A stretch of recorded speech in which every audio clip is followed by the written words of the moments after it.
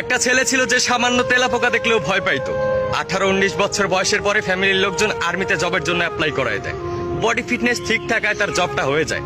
প্রথম অবস্থায় সে একদমই যাইতে চাইছিল না, তার নাকি অনেক ভয় করে।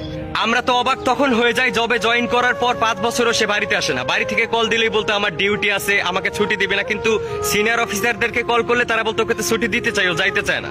5 বছর পরে মা অসুস্থ হয়, তার জন্য 2 দিনের জন্য বাড়িতে আসে। 2 দিনের জন্য বাড়িতে এসে সবাইকে দেশ রক্ষার জ্ঞান দেয়।